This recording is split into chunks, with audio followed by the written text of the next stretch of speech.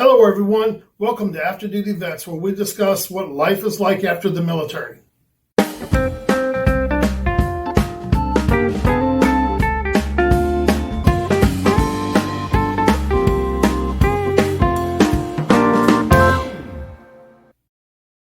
Today I'd like to talk to you about how some civilians have a total ignorance of the world. And I don't mean that in the bad way, I just mean it's just really the case. You know, a lot of times civilians don't really know what's going on in the world. They don't understand it. Therefore, they have a different view on things. You know, when you get out, you need to remind yourself that a lot of times they're this way, because if you start talking about current events and they're not aware of what's going on in Turkey or Iraq or Afghanistan or Saudi or Syria or any of that stuff, they don't really have a clue. We have a dog in the fight because we still have our military folks over there and we still care about them. So we are more aware of what's going on. I mean, I can remember when they pulled our troops out of Syria and left the Kurds standing there. Man, there were a lot of pissed off veterans, and the civilians are going like, why? Why would you be mad that they're pulling our troops out? You should be happy with that. No, we fought beside those folks, and a lot of veterans were angry, and the civilians did not have a clue as to why we would be angry. They don't understand it. I guess what you got to do is you got to expect them to not really engage in a meaningful way, because they really don't know what's going on. A lot of times they just don't say anything, or they say something that's just totally off base. So just know that that can happen. Most of us military folks have traveled, and we know what it's like to be in other places. You know, one of the things that I often tell people is, me being an official hillbilly, I can go into a room of people that have nothing and fit in, because that's where I came from. But I also can fit in with the wealthier people that have traveled, because I've traveled also.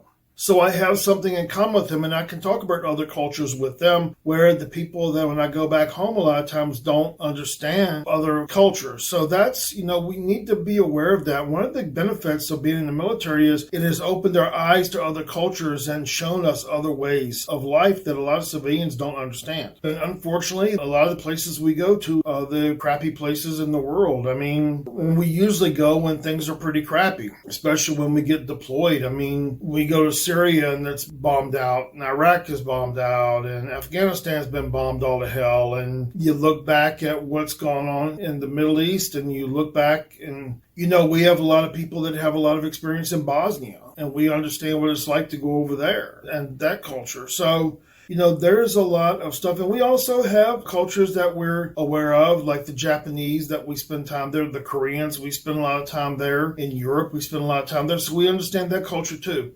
So a lot of us are really well versed in cultures where a lot of civilians aren't. I had a client one time that was talking about his translator. His translator was an iPad, because in Afghanistan, he would go into a tribal leader's house and he would need to talk to him. And, you know, when he would go in the house, I mean, they didn't even have electricity or running water. And here he is using a translator on an iPad. So what he's doing is he's taking the iPad and showing it to this leader who's never even seen a computer, and talking to this person and translating with this person through an iPad. Think about that culture shock. Think about how it is for that person, that tribal leader. You can't even find a real person to translate for me? How can I trust you? But anyway, that's a whole different story in itself. But we understand the other cultures, and we understand other cultures have without. And things aren't a big deal to us when they are to other people, because we know what it's like to not have internet. We know what it's like to not have running water, because we've seen it. You know, there was I think it was the Hurt Locker, to where the guy came home and he went to the grocery store, and, you know, there was all this food, and it kind of freaked him out because he had been over in Iraq to where the stores were empty. We know what it's like, and we've seen it, and civilians can't understand why we act the way we do sometimes about things. You know, and one of the biggest things I guess that we struggle with is civilians a lot of times act like they're naive and they're elitist. So we just need to realize that sometimes this is how civilians are, and just accept it for what it is, and just know that this is the way things are with civilian culture, and kind of expect it to be that way. And when it's different, that's great. They're not as naive or elitist as we think they might be. That's great that they actually are open to that. So just be aware of it. It's just one of those things that I just wanted to talk about. Until next video, have a great day. Thank you.